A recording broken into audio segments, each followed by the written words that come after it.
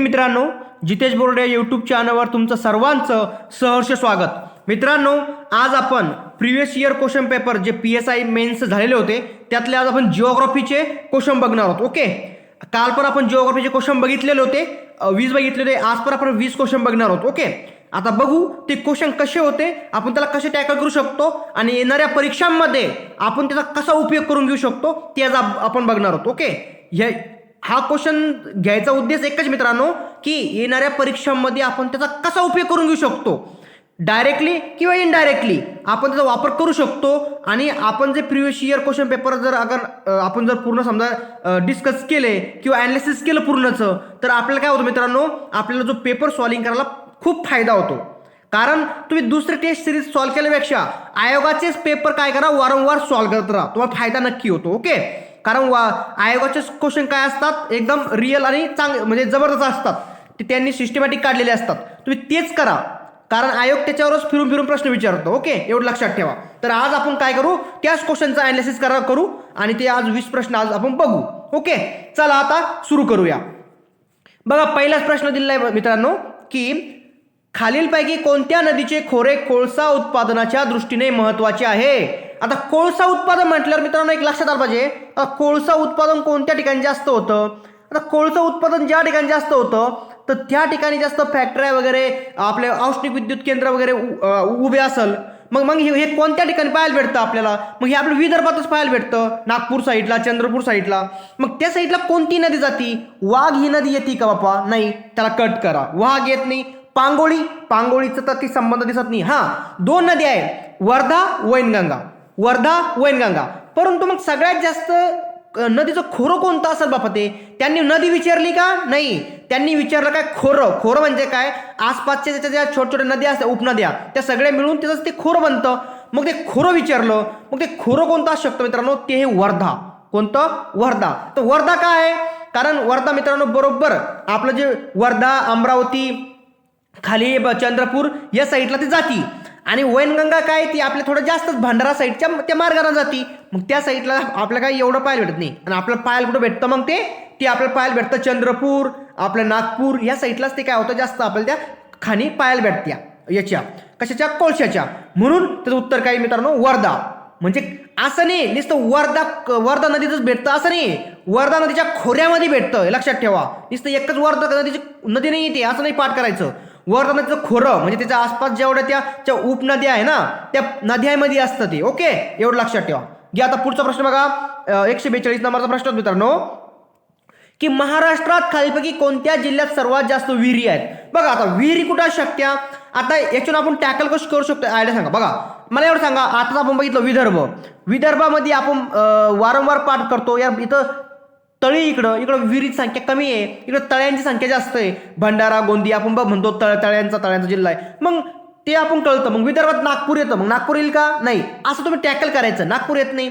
दुसरा भाग आहे मित्रांनो, मला एवढं सांगा, पुण्याला तर यार भरपूर पाटाचं पाणी येणार पाणी चालतं, त्या साईडला धरणं आहे, मग पुणे येईल का, नाही, पुणे पण येत नाही.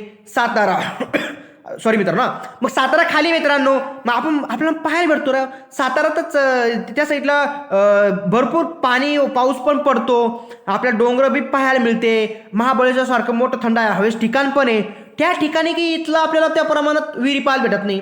ओके, त्या साईडला विहिरी कुठं असू शकते मित्रांनो, जिथं पाण्याची पातळी जास्त खोल असती त्या ठिकाणी जास्त विहिरीचा उपसा केला असतो. ओके, एवढं लक्षात ठेवायचं. मग सातारा पण येणार नाही, म्हणून एकच उरतं काय, अहमदनगर. एरिया पण मोठा आहे त्याचा अहमदनगरचा, म्हणून विहिरीची संख्या पण जास्त, ऑलरेडी जास्त असणार आहे. ओके, मग लक्षात काय ठेवायचं, आपलं सगळ्यात जास्त विहिरी संख्या कुठे मित्रांनो, अहमदनगर. ओके, असं टॅकल करायचं. आता 143 नंबरचा प्रश्न बघा.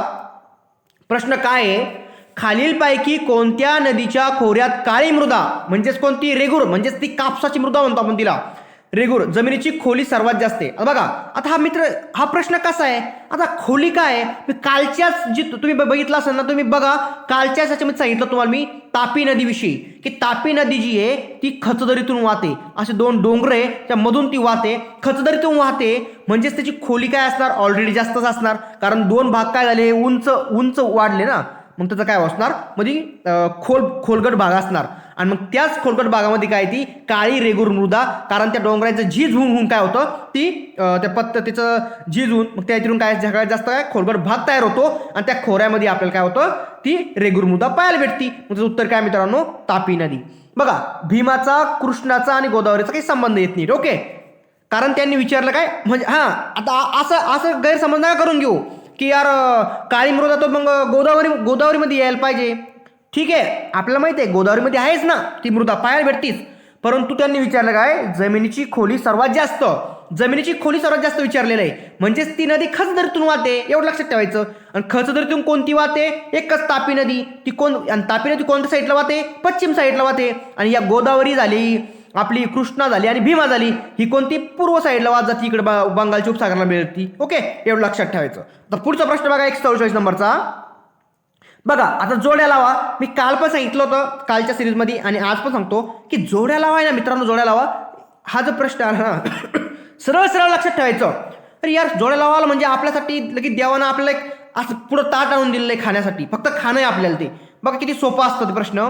बघा आता वन उत्पादन दिले आणि विभाग दिला. आता याचं जोड्या कशा लावू शकतो आपण? आता याच्यावरून तुम्हाला एक आयडिया लावू शकता का? काय आयडिया? बघा आता याच्यावरून एक आयडिया कशी क्रिएट करू शकतो त्याचं तुम्हाला एक उदाहरण सांगतो. मला एवढं सांगा की यार कोणाला काही माहीत नसतं तर एवढं तर असेल ना की गडचिरोली अमरावती. ओके, गडचिरोली आणि अमरावती. आता हा जो भाग आहे गडचिरोली आणि अमरावती, यार इथं काय पाहायला भेटू शकतं? जास्त काय पाहायला भेटू शकतं मला एवढं सांगा. गडचिरोली आपण म्हणतो जास्तच कशाचं आहे? जास्त ती वनं पाहायला भेटते. ओके, अमरावतीच्या साईडला जास्त वनं पाहायला भेटते किंवा सॉरी मित्रांनो, ओके अभयारण्याची संख्या पण जास्त आहे. मग सॉरी मित्रांनो, ओके बघा तिथे काय गडचिरोली आणि अभयारण्य त्याची जास्त आपल्याला काय पाहायला भेटतं त्या ठिकाणी जास्त आपल्याला वनं पाहायला भेटते. मग अशा ठिकाणी जास्त वनं असेल, अशा ठिकाणी काय होईल गवतांची सुद्धा काय असेल जास्त वाढ होत असेल. मग तिथं कोणतं गवत पाहायला भेटतं मित्रांनो? रोशा गवत. ओके, जास्त वाढ होती. मग रोशा गवत जर पाहायला भेटतं मग C चं 4 एकाच मध्ये आहे बाई. C चं 4 एकाच आलं उत्तर आपलं 51 उत्तर निघतं आपलं. तरी पण पुढचं पण लावून घ्या. बघा तेंदूची पानं कुठे येईल? मग तेंदूचं पानं नागपूर गोंदियामध्ये येतं. नागपूर गोंदियामध्ये तेंदूचे पानं. आता खैरकाट म्हणजे ह्या झाडापासून आपण काय काठ तयार करतो, ही कोणत्या ठिकाणी पाहायला भेटू शकतं? ते डहाणूला पाहायला भेटतं. कुठं? डहाणूला. आणि बांबू गवत कुठं भेटतं आपल्याला? पाहायला चंद्रपूरला पाहायला भेटतं. असे आपण जोड्या लावू शकतो मित्रांनो. बघा मित्रांनो हे जे असतं ना यात तुम्हाला 1-2 जरी माहीत असलं ना तुम्ही जोडी सॉल्व्ह करू शकता. आणि माहीत जरी नसलं तरी काय होतं लॉजिकच्या बेसिसवर तुम्ही सॉल्व्ह करू शकता. असे प्रश्न स्किप नाही करायचे. अशा प्रश्नाला तुम्ही हातच लावायचा, कारण हे प्रश्न तुम्हाला जर एक जरी येत असलं तुम्ही उत्तर सॉल्व्ह करू शकता, एवढं माझं म्हणणं आहे. ओके, चला आता पुढचा प्रश्न घ्या. आता बघा आता 145 नंबरचा प्रश्न आहे मित्रांनो. आता हात कसं टॅकल करायला पाहिजे जे आयडिया तुम्हाला सांगतो. ओके बघा जळगाव जिल्ह्यातील रावेर व यावल तालुक्यात खालीलपैकी कोणते पीक सर्वात महत्वाचे पीक आहे? आता सर्वात महत्वाचं पीक मित्रांनो सगळं मला एकच सांगा. जळगावचं नाव आलं रे आलं, यावल आलं रे आलं, एकच आपण डोळ्यापुढं येतं मित्रांनो केळी. ओके, केळी म्हणजेच केळी. ओके, केळीचंच येतं. भुईमुंगचा काही संबंध येत नाही, ज्वारीचा संबंध येत नाही, कापसाचा काही संबंध येत नाही. ओके, हा इथला म्हणजे एकदम सोपा प्रश्न होता मित्रांनो. ओके, हा प्रश्न सगळ्याला माहित असेल. याच्यावर जास्त आपण आता हे नाही करू, पुढचे प्रश्न घालतो. ओके बघा आता 146 नंबर प्रश्न आहे. बघा प्रश्न काय आहे? खालीलपैकी चंद्रपूर जिल्ह्यातील कोणती आदिवासी जमात आहे ना ती केंद्र शासनाने अतिमागास जमात म्हणून काय केले? जाहीर केली. बघा मित्रांनो आता या कोणत्या जमाती कोणत्या ठिकाणी आहे, कोणकोणत्या राहती? गोंड कुठे आहे, कातकरी कुठे आहे, ठाकर कुठे आहे, भिल्ल कुठे आहे, आपल्या कोरकू कुठे आहे, ती आपल्याला माहीतच पाहिजे मित्रांनो. ओके, ही पाठच पाहिजे. ह्या मेन आपल्या महाराष्ट्रातल्या जमाती ना त्या पाठच पाहिजे आपल्याला. मग त्यांनी विचारलं काय की चंद्रपूर जिल्ह्यातील कोणती आदिवासी जमात केंद्र शासनाने अतिमागास कशी अतिमागास जमात म्हणून काय केली? जाहीर केली असं त्यांनी विचारलं. मग ती कोणती जमात आहे ती आपल्याला शोधायचं आहे. बघा मित्रांनो कोळंबे, नंतर माडिया गोंडे, परधाने आणि वरीलपैकी सर्व दिले. बघा मित्रांनो प्रश्न वाचल्याच कळायला पाहिजे शासनाने कोणती जमात कोणती. बघा इथं दिलंय म्हणजेच आपल्याला एक समजायला कोणती तरी एकच जमात असणार आहे ती, या 3 नसणार आहे म्हणून वरीलपैकी सर्व गेलं उडत. ओके, असं लॉजिक लावायचं मित्रांनो, लॉजिक लावायचं. उत्तर काय येऊ शकतं आणि काय नाही येऊ शकत हे लॉजिक लावायचं. ओके, त्याच्यापेक्षा काय येतं त्याच्यापेक्षा काय नाही येऊ शकत ते पहिलं तुम्ही उघडवा, म्हणजे उत्तर तुमचं काय होतं 50-50% पर्यंत जरी आलं ना तरी सॉल्व्ह करायला सोपं जातं, लक्षात ठेवा. बघा आता, बघा माडिया गोंड जी ना मित्रांनो, माडिया गोंड ही आदिवासी जमात गडचिरोली चंद्रपूर त्या साईडला पाहायला भेटते आपल्याला. ही जी मित्रांनो, हिला अतिमागास जमात म्हणून जाहीर केलेलं आहे, लक्षात ठेवा आता, अतिमागास म्हणून. कारण ती जमात कशी आता सगळे जंगलातच राहती आणि ती म्हणजे थोडं आपल्या या सुखसुविधा असून थोडी दूर आहे ती, त्याच्यामुळं आणि ती शिक्षणामध्ये पण सगळ्यात मागं आहे, म्हणून तिला काय थोडं अतिमागास जमात म्हणून काय केलं केंद्र सरकारने जाहीर केलं. आणि त्यांच्यासाठी आता नवीन नवीन योजना राज्य सरकार किंवा आपलं केंद्र सरकार सुद्धा राबवतो आहे. ओके, लक्षात ठेवा आता.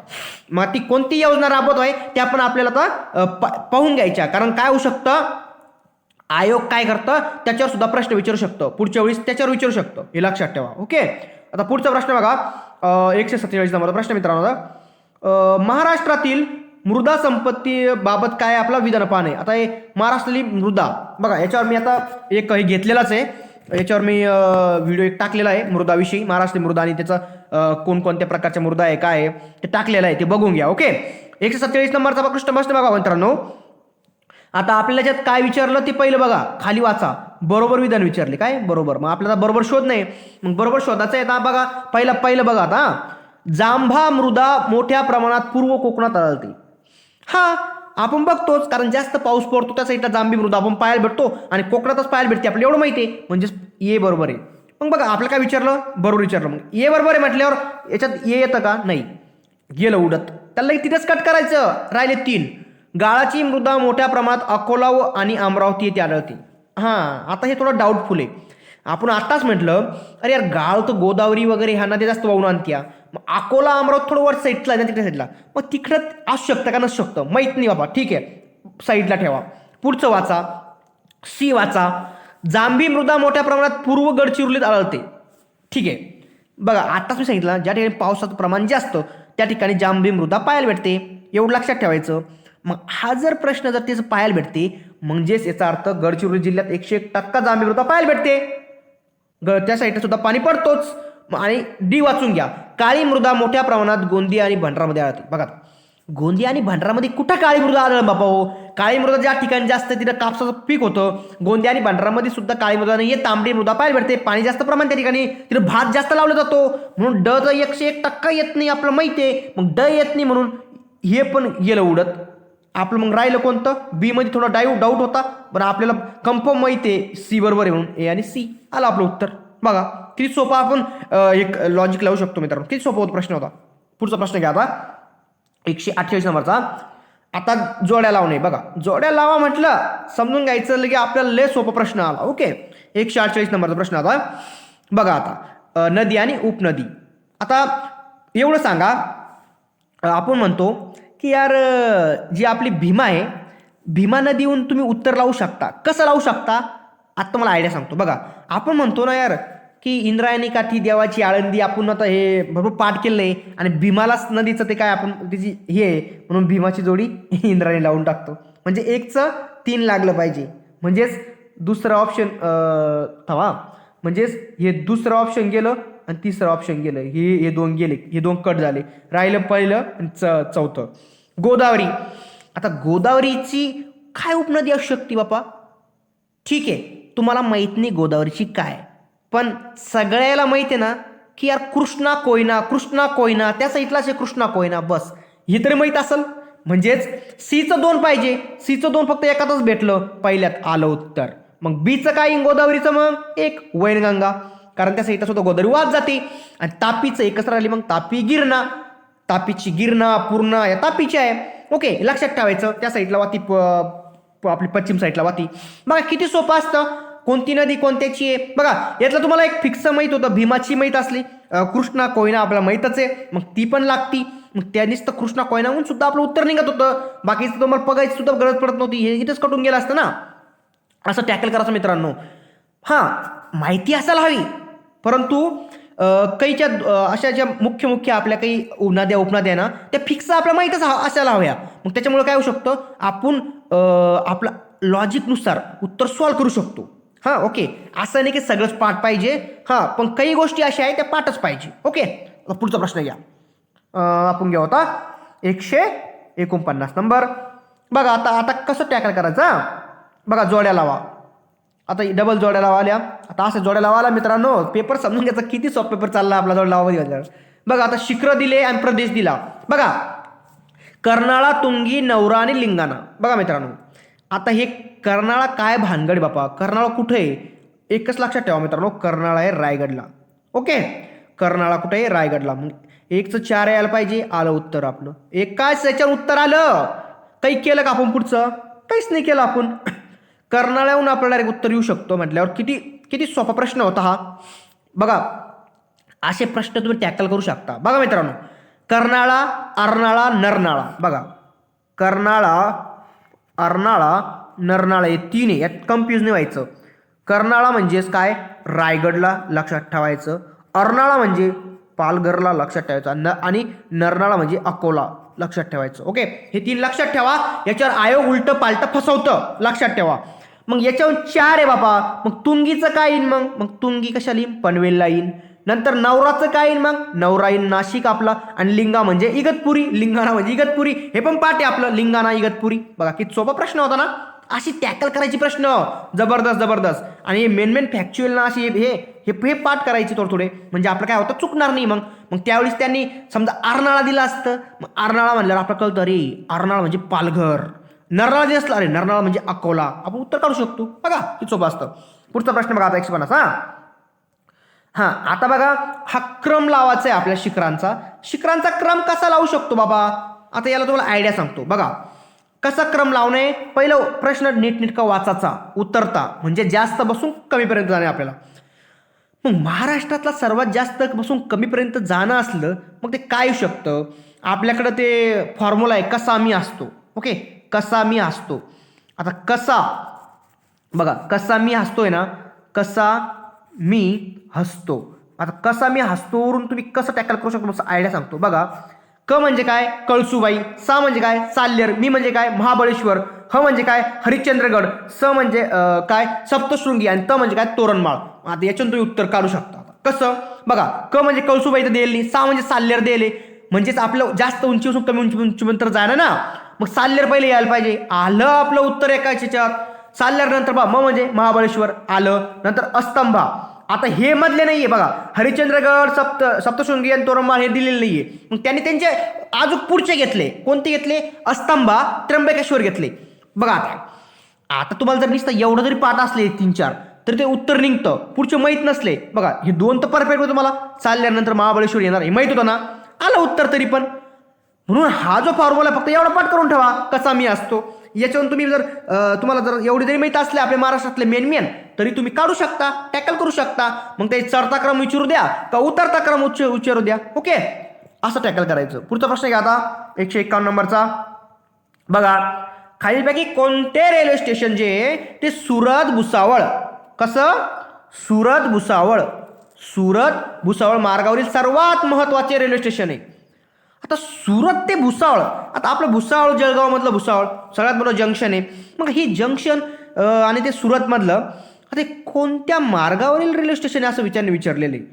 मग ते नंदुरबार मध्ये येतं का धुळ्यात येतं का चाळीसगाव मध्ये येतं का याच्यापैकी एक पण नाही येत, हे आपल्याला काढायचं. बघा आता मित्रांनो एवढं सांगा यार, हे तर यायला पाहिजे. आपल्या सुरतला जायचंय राव. इकडून आपण जळगावहून आपण जर जसं निघतो त्या साईडला धुळे नंदुरबार लागतो मधी.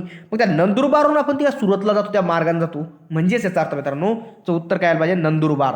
म्हणजे त्याच साईडला काय आपलं सुरत आहे. म्हणून काय आहे ते रेल्वे स्टेशन कुठे आहे? नंदुरबार या मार्गावर आहे. ओके, 151चं आपलं उत्तर काय पाहिजे? 1 यायला पाहिजे. कारण धुळे काय होतात नंदुरबारच्या थोडं खाली आहे. नंदुरबार असं चिटकेले गुजरातला वरच्या साईडला, आणि ते खाली असं धुळे आणि त्याच्या साईडला इकडे नाशिक येतं. म्हणून हे लक्षात ठेवायचं. इकडे जळगाव म्हणजे जळगाव डायरेक्ट गेलं ते असं लक्षात ठेवायचं. धुळ्याला जायचं काम नाही पडत ना मग. ओके, पुढचा प्रश्न घ्या आता 152. बघा खालील दिलेल्या महाराष्ट्राच्या नकाशात 4 घाट दाखवलेले, त्यांचा खाली दिलेल्या दक्षिणेकडून उत्तरेकडे क्रम लावा. बघा आता क्रम कसा लावायचा आयडिया सांगतो. ओके, कसा? इथं गडबड होऊ द्यायची नाही. दक्षिणेकडून उत्तरेकडे म्हणजेच असा खालून ते वरती जायचंय आपल्याला. मग आता कसं जाऊ शकतो बाबा? आता हे आपले कोकणातील हे घाट आहे आता हे कसं जायचं आयडिया सांगतो बघा. सगळ्याला माहिती आहे आपला थळघाट, मुंबई कसारा घाट सुद्धा म्हणतो आपण त्याला, तो कुठे आहे? इथे वरती आहे मुंबईच्या आसपास. ओके, मुंबई तर नाशिक, मग त्या साईडला येतो. म्हणजे याचा अर्थ काय होतो? तो सगळ्यात दक्षिणेकडे आहे का? नाहीये.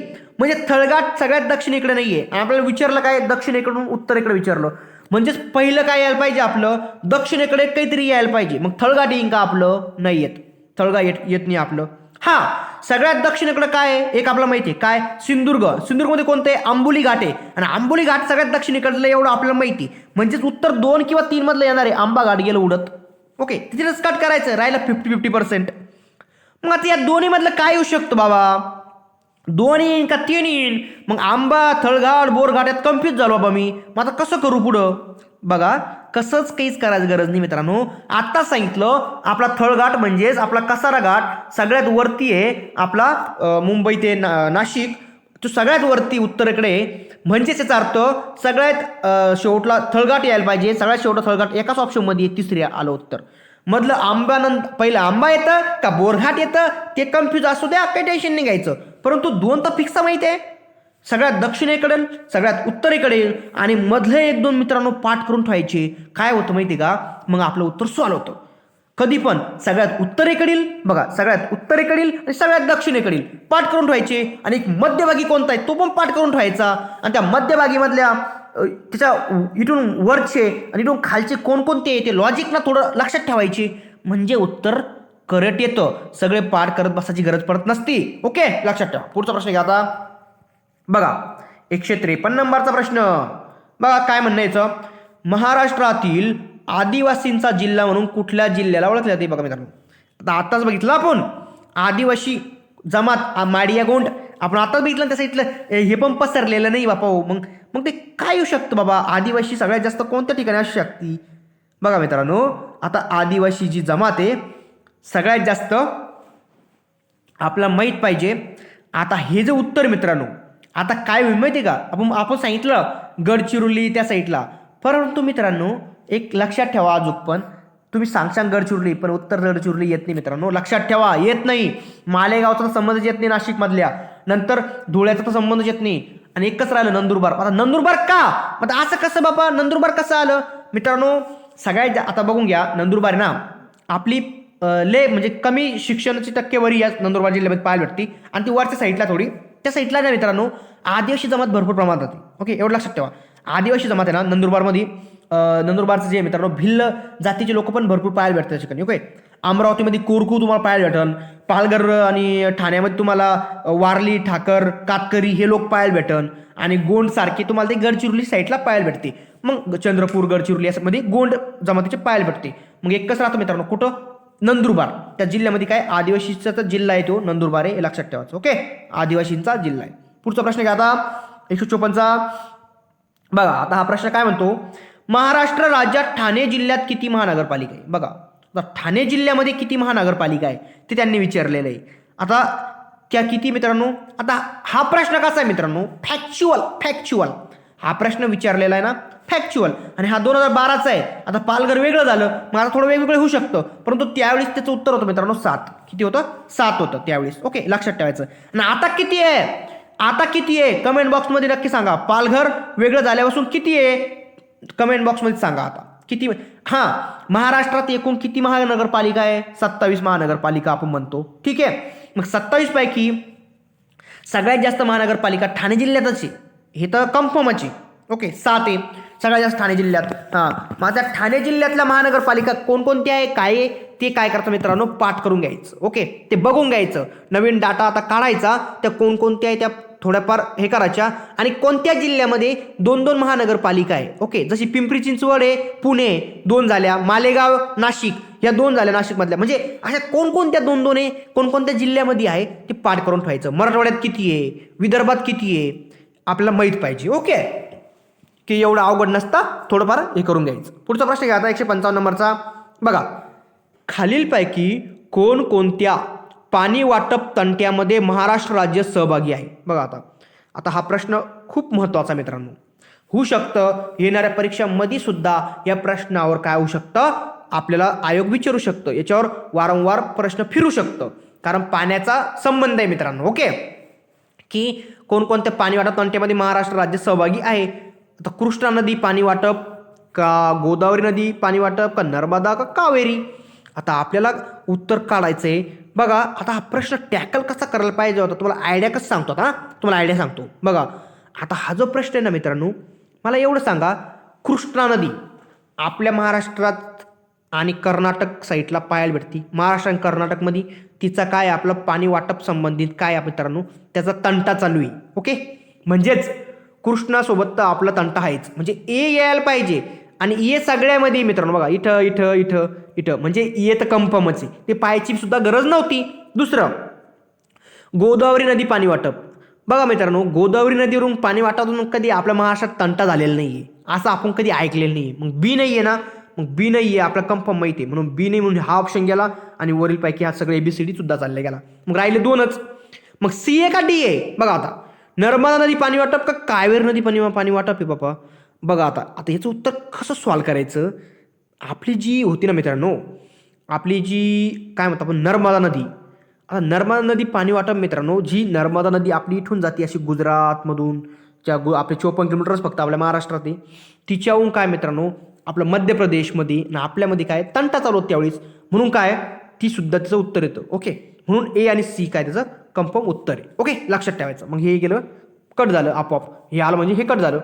म्हणून मित्रांनो काय त्याचं उत्तर काय आहे, कावेरी नाही आहे, तिचं काय नर्मदा नदी पाणी वाटप म्हणजे ए आणि सी. बघा ती सोपा प्रश्न राहते, असे टॅकल करायचे. म्हणजे आपण जर लॉजिकल जर लावलं ना, हा राव यांचा वाद चालू होता म्हणजे कोणती नदी. बघा हे केव्हा लॉजिक क्रिएट होतं मित्रांनो, वाचन पाहिजे आणि वाचनाबरोबरच तुमचे नकाशे पाठ पाहिजे. मग आपल्याला कळतं राव ही नदी ह्या राज्याच्या बाउंड्री वाहत जाती म्हणजे हिचं काहीतरी वाद आहे. आणि आपल्याला न्यूज ऐकेला असते, आपल्याला तर माहीत असतं हा हिचा काहीतरी वाद चालू होता म्हणजेच ही नदीतून जाती म्हणजे वाद चालू आहे, असं लॉजिक लावायचं मित्रांनो. प्रत्येक गोष्ट की पाठच नसती होत, प्रत्येक गोष्ट की पाठच करावं लागत नसती, किंवा प्रत्येक गोष्ट की अशी डायरेक्ट पुस्तकातून उचलून नसतं टाकत आयोग. ती आपल्याला लॉजिकनं सॉल्व्ह करता आलं पाहिजे. लॉजिक ज्यावेळेसच येईल तुमचं ज्यावेळेस तुमचं जो म्हणजे आपलं फॅक्च्युअल डाटा सोबतच तुमच्या कन्सेप्ट सुद्धा क्लिअर होतील. लक्षात ठेवा, कन्सेप्ट क्लिअर करण्यावर भर द्या. ठीक आहे, पुढचा प्रश्न घ्या आता. हां, आता हे आपले महामार्ग आहे आणि त्यावर स्थित असलेले शहर आहे. ठीक आहे, आता कोणत्या महामार्गावर कोणकोणतं आपलं ये बघा. आता विचारलं काय आपल्याला प्रश्न, डायरेक्ट लावत नाही बसायचं सगळं वरती. बघा कोणती जोडी जुळत नाही, म्हणजेच याच्यातली 3 जुळत्या 1 जुळत नसणार आहे. सरळ प्रश्न आहे ना. मग आता याच्यातली कोणती जुळत नाही ती आपल्याला फक्त काढायचं आहे. बघा NH3 मित्रांनो आपली वरतून जाती, जशी आपली धुळे नाशिक त्या साईडला चालले जाते NH3, म्हणून NH3 बरोबर आहे आपलं. नाशिकमधून जातीच. NH4 साताऱ्यामधून जाती, खालच्या साईडला आपला जो सातारा भाग या साईडला त्याच्यातून जाती, बरोबर आहे. NH6 आणि NH7 बघा, NH7 महाराष्ट्रात सगळ्यात आपल्या NH6 महाराष्ट्रातला सगळ्यात मोठा ओके राष्ट्रीय महामार्ग, आणि NH7 भारतातील सर्वात मोठा. आता NH7चं नाव बदललं गेलेलं आहे मित्रांनो, ते काय ठेवलेलं आहे ते मला कमेंट बॉक्समध्ये नक्की कळवा. NH7चं नाव आता चेंज झालेलं आहे. आपल्या भारतातील सर्वात मोठा राष्ट्रीय महामार्ग NH7 होता, तो असा होता डायरेक्ट. ओके, तो NH7 आताचं नाव बदललेलं आहे. तर किती झालेलं आहे आता क्रमांक ते सांगा. आणि NH काय माहिती मित्रांनो, आपलं जे नागपूर आहे ना ते बरोबर दोन्हीला मध्ये छेदतं, म्हणजे त्या NH7 आणि NH6 मध्ये बरोबर इथे नागपूर बसेल. ओके, म्हणून ते सुद्धा बरोबर आहे. आणि राहिलं NH8, तो नगरमधून जात नाही मित्रांनो. NH8चा नगरशी काही संबंध नाही आहे. ओके, ते खाल साईडला जातो, म्हणून हे आपलं एकच चूक आहे. हे बघा एकच चूक आहे. किती सोपा प्रश्न असते, तुम्ही असं टॅकल करू शकता. हां, परंतु आता जे चेंज झालेले आहे ना राष्ट्रीय महामार्ग ते लक्षात ठेवा, कारण आयोग त्याच्यावरच काहीतरी फिरू शकतं आता. ओके, जर त्यांना विचारायचं झालं प्रश्न समजा की आपल्याला जर त्यांना असं वाटलं की यावेळेस आता महाराष्ट्रीय महामार्गावर प्रश्न विचारू बाबा, तर ते काय करतील, जे चेंज झालेले आहे ना तेच थोडे हायलाईट म्हणजे त्याच्यावर थोडा भर देतील. मग ते चेंज झालेले थोडे काय करा आता लक्षात थोडे त्याला हे करून जा की NH7ला किती गेलेला आहे, कोकणातून कोणता राष्ट्रीय महामार्ग जातो, महाराष्ट्रातच संपतो 50 नंबर, त्याचं नाव चेंज झालं का नाही झालं ते सुद्धा शोधा आता यावेळेस. ओके, आणि मला तुम्ही सांगा, कारण पूर्ण गोष्टी जर मी सांगितल्या त्याचा काही फायदा होत नसतो. लक्षात ठेवा, स्वतः शोधेल फायदा होतो. लक्षात ठेवा, कोणती गोष्ट आपण ज्यावेळेस स्वतः शोधून करतो ना, लय फायदा होतो मित्रांनो, लय फायदा होतो, लक्षात ठेवा. ओके, पुढचा प्रश्न घ्या आता. 157 नंबरचा प्रश्न बघा आता. महाराष्ट्राच्या नकाशामध्ये 1, 2, 3 आणि 4 या किल्ल्यांची ठिकाण दाखवली आहे आणि खाली दिलेल्या नावाबरोबर काय जोडी लावायची. बघा आता किती सोपी जोडी आहे. असे प्रश्न आले ना, तर अशा प्रश्नाला कसं सॉल्व्ह करायचं त्याची आयडिया सांगतो. ओके, बघा जोडी कशी लावू शकता. आता मला एवढं सांगा, रायगड, प्रतापगड, ब्रह्मगिरी आणि राजगड. ठीक आहे, आता याच्या जोड्या लावायच्या तर कशा कशा लावू शकतो त्याची आयडिया तुम्ही कशी क्रिएट करू शकता त्याची एक तुम्हाला हे सांगतो, आता लॉजिक सांगतो. ठीक आहे, आता मला एवढं सांगा, प्रतापगड कोणत्या ठिकाणी पाहायला भेटतो. बी जे प्रतापगड आहे, ते प्रतापगड कोणत्या ठिकाणी पाहायला भेटतं बाबा आपल्याला, ते आपल्याला माहीतच पाहिजे. अरे यार, प्रतापगड तर साताऱ्यामध्ये पाहायला भेटतं राव आपल्याला. मग प्रतापगड तर साताऱ्यात पाहायला भेटतं. ठीक आहे, तर मग प्रतापगड तर मग त्या साईडलाच यायला पाहिजे. मग तो कुठं आहे बापा, मग ते कोणत्या ठिकाणी यायला पाहिजे. मग त्याचं उत्तर यायला पाहिजे मित्रांनो, आपलं काय यायला पाहिजे उत्तर आपल्याला 4 नाही येणार, प्रतापगड बी आहे ना. हां, त्याचं उत्तर काय यायला पाहिजे मित्रांनो, मग आपलं 2. मग ते 2 कुठे आहे, सातारा कोणत्या ठिकाणी आहे, हा सातारा आहे, दिसला सातारा. मग हा जर सातारा असन तर मग साताऱ्यामध्ये प्रतापगड आहे, मग त्याचं काय, प्रतापगडसाठी काय दिलेलं आहे त्यांनी, बी आहे, बीला 2 आहे, बीला 2 कुठं भेटतं, 2 ऑप्शनमध्ये आहे. दुसरा ऑप्शन गेला, चौथा ऑप्शन गेला, राहिले आपले 1 आणि 3. आता 1 आणि 3 पैकी आपल्याला आता उत्तर शोधायचं. ठीक आहे, निघलं प्रतापगड. हां, आता भरपूर मुलांना काय ब्रह्मगिरी माहीत असं, ब्रह्मगिरी अरे ब्रह्मगिरी नाशिकला आहे बाबांनो, माहीत पाहिजे ब्रह्मगिरी नाशिकला. नाशिक कुठं आहे, हे इथे वरती. यासाठी नकाशा पाठ पाहिजे मित्रांनो. आता नकाशात नाशिक कुठे आहे तेच माहिती, मग कसं तुम्ही सॉल्व्ह करू शकता हा प्रश्न. बघा किती किचकट प्रश्न होऊन जातो मग त्यांच्यासाठी. बघा ब्रह्मगिरी नाशिकला आहे, पाठ आहे, परंतु बघा याच्यात किती लॉजिक लावलं होतं, ब्रह्मगिरी कुठं आहे आणि पुन्हा तो शोधणं आहे कोणत्या ठिकाणी आहे. मग नाशिक इथं आहे, नाशिकसाठी 4 दिलेलं आहे, म्हणजे सी साठी 4 शोधणे आपला. कुठं आहे बघा, सी साठी 4 आलं, तिसरं उत्तर. आणि एक कुठे आहे आता, हे बघा 1 ते कशासाठी दिलेलं आहे त्यांनी, ए साठी, म्हणजे रायगड. कशासाठी, हे बघा रायगडमध्ये दिसेल ना, हे बघा या ठिकाणी. आणि नंतर राहिलं आपलं पुणे, याच्यातलं पुण्यामधलं बघा कोणतं, राजगड. हे बघा भरपूर विद्यार्थ्यांनी ते पण मला हे पुण्यामधलं राजगड आलं उत्तर. असं तुम्ही टॅकल करू शकता. त्याच्यासाठी आपला नकाशा आपल्याला काय, म्हणजे त्याची नकाशा पाठणी पाहिजे. नकाशाची रोज तुम्ही असे पाहा जा. त्या नकाशाकडे तुम्ही रोज जर 4-4, 5-5 मिनिटं नुसतं बघितलं जरी ना, कोणता जिल्हा कुठे आहे, काय आहे, कोणत्या साईडला आहे, काय आहे ना, तर तुमचं ते आपोआप पाठ होऊन जातं, लक्षात बसून जातं. ओके, कोणती गोष्ट नसते नेहमी जर तुम्ही बघत जरी राहील ना, तर ती आपोआप लक्षात राहून जाते, हे लक्षात ठेवा. चला आता पुढचा प्रश्न घेऊ. बघा आता आपण घेऊ 158 नंबरचा प्रश्न आहे आता. बघा हा प्रश्न काय म्हणतो, खालीलपैकी कोणत्या थंड हवेच्या ठिकाणी टॉय ट्रेनने पोहोचू शकता. आता ही टॉय ट्रेनने कोणत्या ठिकाणी पोहोचू शकता असं विचारलं. आता ते कोणतं थंड हवेचं ठिकाण ते विचार त्यांनी. बघा मित्रांनो, थंड हवेच्या ठिकाणी महाबळेश्वर तर माहिती आहे साताऱ्यामध्ये आहे. खंडाळा आपलं पुणे, लोणावळा खंडाळा पुणे. बघा मित्रांनो, टॉय ट्रेनने जर पोहोचणं असेल मग ते असं कोणत्या ठिकाणी, मग ते माथेरान मित्रांनो. कोणतं, माथेरान. ओके, माथेरान. ह्या माथेरानमध्येच फक्त आपण काय त्या टॉय ट्रेनने आपण पोहोचू शकतो. मग आपण महाबळेश्वरला, खंडाळ्याला, लोणावळ्याला असं काही तिला याचं टॉय ट्रेनची काही त्यांनी ही सुविधा दिलेली नाही आहे, ते माथेराननं दिलेली आहे. हां, आता तुमच्यासाठी मी थोडा आता या प्रश्नाचं पूर्ण हे सांगत नाही, तुम्हाला मी आता प्रश्न विचारतो. मला एवढं सांगा, माथेरान कोणत्या जिल्ह्यामध्ये. ओके, माथेरान कुठं आहे त्याचं तुम्हाला ठिकाण सांगा. आता सोपा प्रश्न आहे, उत्तर आलंच पाहिजे आता, माथेरान कुठे. ओके, सोपा एकदम. पुढचा प्रश्न बघा आता 159. बघा, सातारा जिल्ह्यातील खालीलपैकी कोणते शहर निवासी शाळांमुळे शैक्षणिक केंद्र म्हणून ओळखले जाते. ठीक आहे, आता हा प्रश्न विचारला आपल्याला की सातारा जिल्ह्यामधील कोणतं असं म्हणजे जे शहर आहे ते निवासी शाळांमुळे शैक्षणिक केंद्र म्हणून ओळखलं जातं असं आपल्याला विचारलंय. पाटण, वाई, पाचगणी का महाबळेश्वर. बघा मित्रांनो, आपलं जे शैक्षणिक निवासी शाळांमुळे जे सातारा जिल्हा आहे ना, सातारा जिल्ह्यामध्ये आपलं काय येतं मित्रांनो, ते मित्रांनो आपलं तुम्हाला सगळा माहीत पण असन, तुम्ही आपलं हे होऊन जातं, ते पाचगणी. ओके, लक्षात ठेवायचं कोणतं आहे, पाचगणी जे आहे ते निवासी शाळांमुळे काय शैक्षणिक केंद्र म्हणून आपण काय ते आपण ओळखतो त्याला. ओके, वाई नाही आहे, पाटण पण नाही आहे आणि महाबळेश्वर पण नाही आहे. ते काय पानसगणी हे अशी थोडे थोडे जे फॅक्च्युअल प्रश्न नाही हे पाठ करून ठेवायचे, कारण काही फॅक्च्युअल प्रश्न असते मित्रांनो ते पाठच पाहिजे, ते सुपर्या नसतो. ओके, हे अशी पाठच करून ठेवायचे.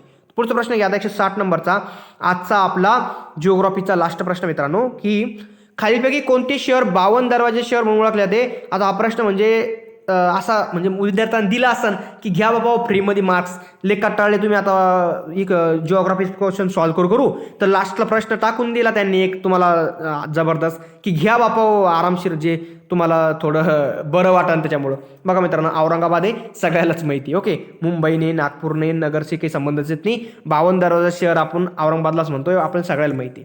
ते आपण लगे तुम्ही लहान बाळ याच्यातलं मुलाला जरी विचारलं ते सांगतील. ओके, एकदम सोपा प्रश्न आहे. बघा मित्रांनो, असे प्रश्न असतात. आता प्रश्न मुख्य परीक्षेचे होते PSIची. बघा किती कसे प्रश्न येते मुख्य परीक्षा, लक्षात तुम्ही चालून घ्या. हां, तुम्हाला एक आयडिया सांगतो मित्रांनो की प्रीपेक्षा मुख्य परीक्षेचे प्रश्न सोपे असते. रिॲलिटी आहे.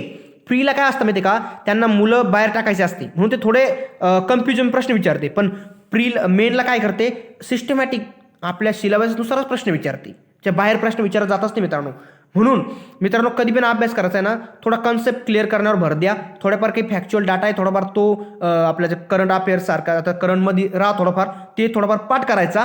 आणि जास्तीत जास्त फॅक्च्युअल डाटा म्हणजे जो आहे आपला आता कंबाईनसाठी तर फॅक्च्युअल डाटा काय करावा लागतो, जास्त पाठच करावा लागतो. परंतु सगळ्यात मेन गोष्ट, नुसतं फॅक्च्युअल डाटा हे करून तुम्हाला पास होऊ शकणार नाही.